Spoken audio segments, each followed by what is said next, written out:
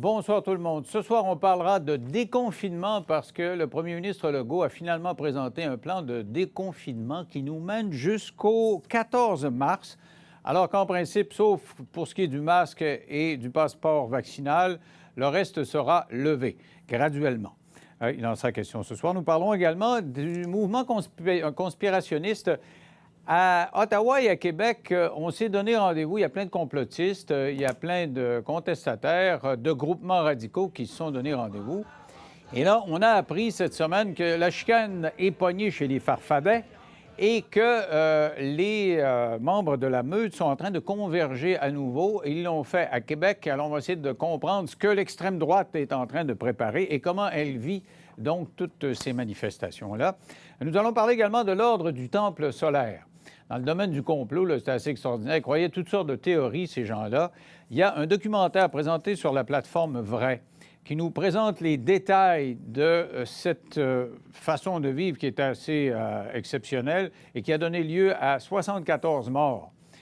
Et là-dedans, des gens qui croyaient qu'ils allaient se réincarner sur une autre planète appelée Sirius, il y avait des ingénieurs, il y avait des maires, journalistes, et ils avaient gobé tout ça. Pourquoi? Comment on ramassait l'argent? Comment ils ont été tués? Certains se sont suicidés, mais d'autres ont été tués. Est-ce qu'on a trouvé les coupables? On vous parlera de ça ce soir.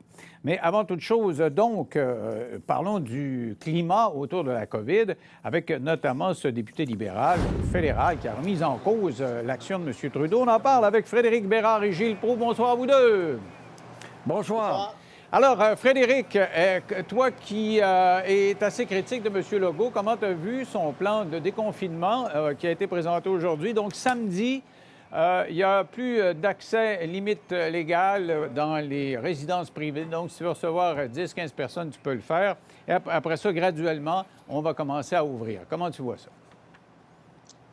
Bien, écoute, Legault a été fidèle à lui-même en nous disant il va y avoir des tables de 10 là, dans les restos. Faites-vous-en pas pour le Super Bowl. Je ne sais pas si ça vient de la santé publique ou si ça vient du dernier sondage. J'ai l'impression que ça vient du dernier sondage, encore une fois. Pour le reste, écoute, on peut le voir. Le roll-bas de la population n'a jamais été aussi important. Il y a un point de rupture qui est sur le point de survenir, s'il n'est pas déjà survenu d'ailleurs en partie. Et est-ce qu'on est capable de faire face à la musique? Moi, mon souhait le plus cher, c'est qu'on passe d'une situation pandémique à endémique. C'est le cas à certains endroits en Europe, par exemple au Royaume-Uni. On sent que ça s'en vient. Espérons que ce soit notre cas aussi, parce que si ce n'est pas le cas, tu as bien beau dire le 14 mars, il va se passer ici, mais je veux dire, c'est pas vraiment nous qui allons décider, c'est pas mal plus le virus et ses prochains variants, le cas échéant. OK, parce que toi, tu n'étais pas très intéressé à ce qu'il lève le pied très rapidement. Tu disais, je crains d'aller enseigner à l'université. Tu n'étais pas rapide, ça, switch. Il l'est plus que toi, à cause de la population. La population, elle est plus que toi. Mais très rapidement, moi, honnêtement, de retourner à l'université la semaine dernière, je pense que c'était de la bêtise pure. Je pense qu'on aurait pu continuer en ligne encore une semaine ou deux, peut-être 3 maximum. L'espoir de voir qu'est-ce qu'il y en mais est. c'est des questions de semaines, là. C'est plus des questions de mois. Là. On est d'accord. En fait, comme tu as dit, tout dépendra du variant, mais si l'histoire sert à quelque chose, c'est de nous enseigner le futur. Or, à chaque fois qu'on a relâché les mesures trop rapidement, qu'est-ce qui est arrivé? On s'est fait frapper avec un coup de batte en arrière de la tête 5 minutes après. Gilles, c'est trop rapide ou pas? C'est dans le temps normal, le dégoût de la population. Ça démontre que Legault est plus fort que Trudeau et les chefs du Parti conservateur. Il n'y a pas de fissure dans son parti. Malheur à celui ou celle qui va sortir des rangs. Alors, tout le monde est beau, tout le monde il est fin, tout le monde il est gentil. Et Legault est essentiellement un premier ministre, bien sûr, mais un comptable. À partir de telle date, mes petits amis, mes petits-enfants du CPE, parce que Québec est un immense centre de petite enfance, vous allez pouvoir être 10 ou 4 ou dépendants. À tel endroit, vous allez être 5 000, dépendant des événements. Alors, voyez-vous, tous ces calculs, graduellement, finalement, c'est de donner un petit bonbon pour une étape à un groupe mécontent, puis une étape pour un autre groupe, puis les gens du théâtre, puis du cinéma. Et c'est ainsi Et qu'il pour les acquiert... Gilles Proulx du monde entier, Gilles, tu étais le premier à chialer. Tu nous as fait une espèce de crise de Saint-Guy il y a une semaine tellement tu étais écœuré. Il t'a écouté, Je vois puis bien. il lève le pied parce que tu n'étais pas le seul écœuré. Là. Il y a plein de gens dans les sondages, Oui, oui. on le voit. Là. Non, mais je suis en train de te dire que c'est un comptable, finalement, beaucoup plus qu'un premier ministre. Et là, il a un cadeau extraordinaire. C'est la division Ottawa où il y a un député qui s'est permis de dire, un libéral à part de ça, vite, voulez-vous donner de l'argent à Legault pour augmenter justement l'enveloppe de la santé. Alors, tout va très bien, Madame la Marquise, pour Legault. Et n'oubliez pas vos masques, dit-il en terminant avec toute cette discipline nouvelle et ces étapes de déconfinement que je vous impose. Bonne chance. OK. Bravo, bonne chance. Parce que Gilles a l'air, Frédéric, en train de remettre en cause le masque. C'est tout ce qui va rester. Le masque et le passeport vaccinal à partir du 14 mars. Est-ce qu'il faut fourguer ça aussi à la poubelle ou si on doit le garder? Bien, encore une Parce fois, que c'est nous, drôle. Ce sont les... On peut- Oui, on peut- pardon. Vas-y, Frédéric. On peut faire des prévisions. Moi, je vais essayer de te dire ce qui va se passer en juillet. Mais sais-tu quoi? Legault n'a aucune fichue idée de ce qui peut se produire d'ici le 14 mars. Alors, toi, tu dis, il Pas a nous dit qui- ça juste là, il n'y a aucune idée, parce que quand la santé publique dit non, non, non, on a fait des scénarios et on calcule qu'en principe, on ne pètera pas ces prévisions-là, tu ne le crois pas, là. Tu penses qu'il s'est dit, Non, hey, le non. monde bougonne, on va donner des dates à peu près, puis on n'en parle plus après. Tu vois, Gilles qualifie Legault de comptable, ce qui est juste. Moi, je le qualifie plutôt de sondeur. Hein, ce gars-là est collé là, sur tout ce qui s'appelle « Qu'est-ce que pense mon électorat? » C'est tout ce qui l'intéresse à peu près dans la vie. Or, dans ce cas-ci, il voit la grogne populaire, il voit le fait qu'il y a à peu près le tiers des Québécois qui appuyaient les camionneurs ce week-end. Donc, de ce fait-là, il se dit « OK, là, ça suffit. Je leur annonce ce plan-là, ça va calmer le jeu, tout le monde va être de bonne humeur. » Mais la réalité, c'est que si d'ici, je ne sais pas moi, 2 semaines, 3 semaines, débarque un nouveau variant aussi contagieux, sinon plus qu'Omicron, ou encore plus dangereux, bien, oublie ça, le 14 mars, là, ça va être à la casserole, puis on recommence à zéro encore une fois. Mais qu'il y a un plan, Mais ceci c'est dit, toujours au-delà du entendu, summit. ça. Frédéric, c'est toujours entendu que s'il arrive quelque chose de plus grave, ça coule de source. là. Exact. C'est pas une mauvaise affaire d'avoir un plan comme plusieurs secteurs l'avaient demandé de toute façon. Alors, donc, Gilles, est-ce qu'on peut dire que ce sont les camionneurs qui ont gagné? Parce que ça arrive 2 jours après une manifestation à Québec, puis il y en avait une à Ottawa, et là, c'est l'incarnation de la grogne. Est-ce à dire que ce sont les camionneurs? Rambo a gagné contre Legault. Rambo qui va revenir peut-être donner une autre leçon pédagogique pour parler au nom de nos petits-enfants. Faites-moi rire. Et peut-être pourra-t-il, Legault, là, par stratégie, et neutraliser les camionneurs, ces grands scientifiques du volant, pour le 14 février. Parce que là, le 14 mars, il va y avoir quelque chose. Mais pourquoi pas avancer le 14 février? Ça va être la journée du bécotage.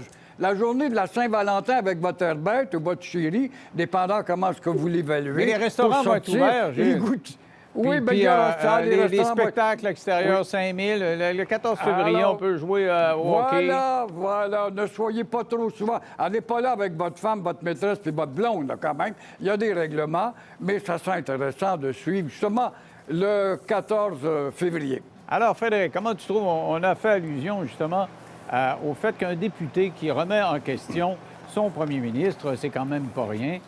Qu'est-ce qu'on fait avec lui? On le met dehors du côté des libéraux ou pas? Là, parce que Joël Lightbond n'est pas allé avec le dos de la cuillère quand dit on n'a pas le ton qu'il faut, Trudeau est trop carré. On n'est pas tous égaux devant le confinement. On n'a pas tous un MacBook au chalet. Il y en a que ça fait plus mal que ça. Comment tu vois ça? Est-ce qu'ils vont le sacrer dehors ou est-ce qu'il va partir ou il peut rester là? Écoute, je suis absolument subjugué parce que je le connais, moi, Joël Lightbond. C'est pas un ami, mais c'est l'ami de certains amis, donc je le connais relativement bien. C'est un gars qui est excessivement gentil, calme, posé, modéré. Bon, tout le contraire de moi puis Gilles, essentiellement. Et j'aurais jamais pensé que ce gars-là puisse faire un truc semblable. Quand j'ai vu ça ce matin, j'ai dit, c'est une blague, ça se peut pas. Et là, quand C'est j'ai parce vu que la son sortie... voyage ou parce qu'il sent que le vent est de ce bord-là puis il y a des aspirations pour monter dans... Écoute, et c'est sûr que lui, sa job depuis le début, c'est de sauver ses fesses à Québec pour un parti libéral qui est pas très populaire pour la plupart des radios là-bas. On ne se comptera pas d'histoire. Donc, c'est certain qu'il doit flairer cette espèce de comment je dirais, d'opportunité ou d'opportunisme, entre guillemets. Mais en même temps, je pense que Joël, c'est quand même un gars de principe qui, de toute évidence, en a réellement son voyage, puis c'est le cas de le dire. Maintenant, est-ce que quelqu'un comme Trudeau peut accepter cette espèce de fronde? Parce que c'est une fronde nette, frette, sec, là, sans équivoque. À titre personnel, dans notre système parlementaire, la réponse, c'est non. Il faut que ce gars-là parte. C'est un peu un suicide professionnel. Joël, c'est un gars intelligent. Il a pensé à ça. Là, je veux dire, je peux pas croire que tu sors pour dire mon premier ministre n'a pas le bon ton, n'a pas le bon ci, n'a pas le bon ça. C'est pas de même que ça marche la vie, puis penser pouvoir rester là. Donc, il doit être en train de se magasiner quelque chose, mais là, j'en sais pas plus. Et je le répète, absolument subjugué par ce qui vient de se passer. Gilles, il mérite la porte ou pas? Non, pas du tout. Non? Pas du tout. Je pense qu'il représente un courant parce que le reste a peur de parler, mais il y a sûrement beaucoup d'éléments. Il le dit d'ailleurs, qui sont avec moi. Qu'est-ce qu'il dit Trudeau est devenu l'arroseur arrosé. Il profitait de la chicane au Parti conservateur sans dire un mot. Et voilà que lui-même est arrosé maintenant parce qu'il y a une division. Et ce député doit avoir une dégringolade. Ce serait intéressant de voir un sondage incessamment pour voir comment le Parti libéral n'est pas en train de perdre des plumes dans l'opinion publique à cause de ces tergiversations, à cause d'un Trudeau qui se cache, qui couche quelque part puis découche à l'autre. Il est comme un chef d'État en cavale ou un chef d'une dictature, un Pablo Escobar. Mais il y avait la COVID, Gilles. Ça fait 10 jours que chez lui, il y avait la COVID. Oui, mais on aurait pu savoir où il couchait quand même. Et toujours est-il que c'est l'arroseur arrosé. Et là, ce député-là n'a pas fait cette sortie-là sans savoir qu'il y a, en tout cas, bisbille au sein du Parti libéral. Qu'est-ce qu'il dit à Trudeau? Grouille-toi les fesses. Il y a des limites à garder un silence, à donner des petites nuances, et puis grouille-toi le derrière parce que nous sommes sérieusement menacés dans la faveur du public. Il a dit beaucoup plus que ça. Il n'a pas juste dit grouille-toi le derrière. Il a dit le ton avec les camionneurs n'est pas bon, la vaccination obligatoire, ça n'a pas de bon sens. Ça non plus, je veux dire, c'est grave. Il remet en question l'essence de la gestion pandémique par le gouvernement fédéral. Or, ce genre de débat-là peut avoir lieu à l'intérieur du caucus, doit avoir lieu à l'intérieur des caucus. Tu peux même demander une rencontre d'urgence avec un premier ministre, puis habituellement, si tu es relativement sérieux et crédible, tu vas l'obtenir.